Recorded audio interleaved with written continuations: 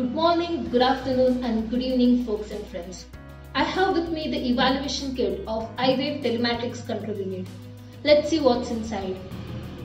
You have the Telematics Control Unit, a 12-volt power adapter, a power connector board, mating harness cable, serial converter board and USB cable.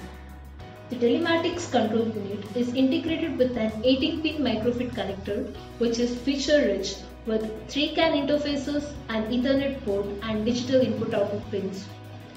The TCU is integrated with various wireless connectivity options such as 4G, Bluetooth and Wi-Fi, helping you unlock value across a range of connected vehicles.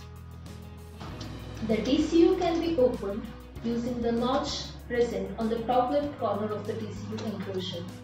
Once the enclosure is open, you will find the circuit board within. The Telematics Control Unit has a backup battery which is located beneath the board and is connected to the white slot seen here.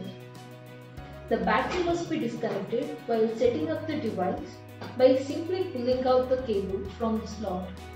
Make sure to hold on to the enclosure and to not pull with excessive force while trying to disconnect the battery. At all times, avoid touching the circuit board with your bare hands or any other conductive materials when any power is connected. To enable 4G connectivity on the Telematics Control Unit, you will have to insert your SIM on the TCU.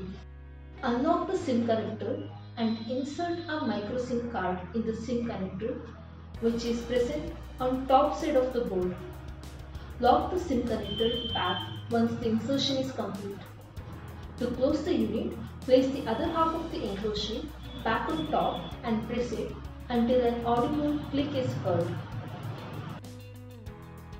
For now, you can leave it open as we have to look at how you can set up the Telematics Control Unit for command line access and debug lock capture. You will have to connect the harness cable to the 18-pin connector. A notch at the top of the connectors indicates the correct orientation.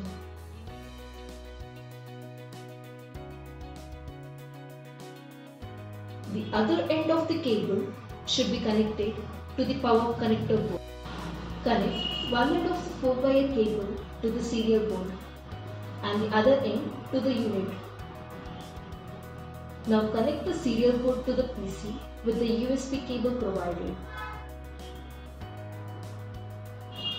On Windows, install any serial port emulator software like Teraterm or PuTTY on the host system. For this demo, we will be using Teraterm. Once installation is done, open the Teraterm and select the appropriate serial COM port as shown. Click on OK. Next, click on Setup and select Serial Port and change the Teraterm settings to the following. The baud rate should be 115200.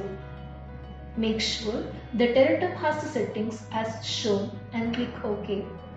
Power cycle the TCU and the debug prints will now appear on the serial console.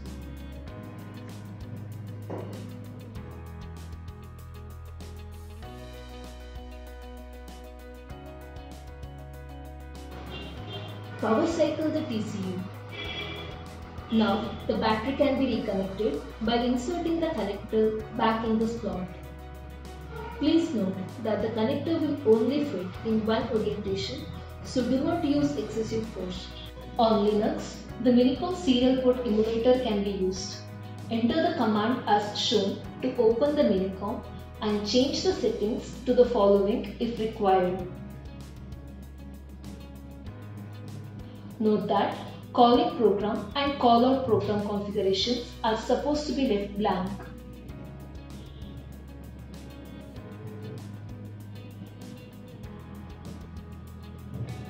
Power cycle the TCU and the debug prints will now appear on the serial console.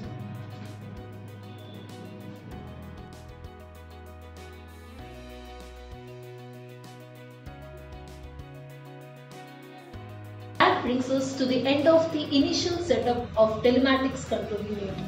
To continue with the software configuration and setting up of the development environment, Please continue with the part 2 of the getting started video through the link provided in the description.